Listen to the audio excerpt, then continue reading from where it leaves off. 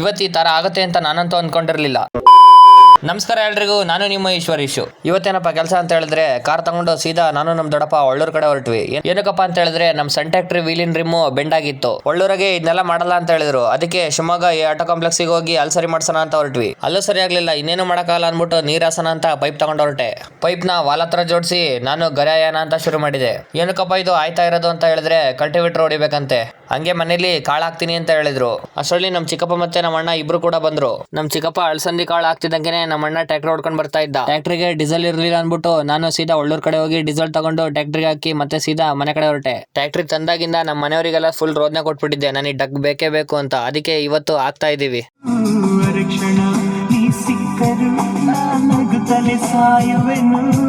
ತಿರುಗ್ ಮಾರನೇ ದಿವಸ ಬ್ಲಾಗ್ ಇದು. ತೋಟದ ಕಡೆ ಹೋಗಿದ್ದೆ, ತೋಟನೆಲ್ಲ ರೌಂಡ್ ಹೊಡ್ಕೊಂಡ್ ಬಂದೆ. ಅಷ್ಟ್ರಲ್ಲಿ ನಮ್ಮ ಮಲ್ಲಿಕಣ್ಣನು ಸಿಕ್ಕ. ಅವನ್ನ ಮಾತಾಡ್ಸ್ಕೊಂಡು ಮನೆ ಕಡೆ ಹೊರಟೆ. ನಮ್ ದೊಡ್ಡ ಟ್ರ್ಯಾಕ್ಟರ್ಗೆ ಡೀಸೆಲ್ ಇರಲಿಲ್ಲ. ಡೀಸೆಲ್ ನ ಹಾಕಿ ಲೋಡ್ ಮಾಡ್ಕೊಂಡ್ ಬಂದೆ. ಅಷ್ಟರಲ್ಲಿ ಟ್ರೈಲರ್ ಪಲ್ಟಿ ಹೊಡೆದ್ಬಿಡ್ತು. ನನಗೆ ಒಂದೇ ಆಶ್ಚರ್ಯ ಆಗ್ತಾ ಇರೋದು, ಡಬಲ್ ವೀಲ್ ಇದ್ರು ಕೂಡ ಪಲ್ಟಿ ಹೊಡೆದ್ಬಿಡ್ತಲ್ಲ ಅಂತ. ಇನ್ನು ಏನೇನಾಗುತ್ತೋ ಈ ಟ್ರ್ಯಾಕ್ಟ್ರಲ್ಲಿ ನೋಡೇ ಬಿಡೋಣ ಬರ್ರಿ.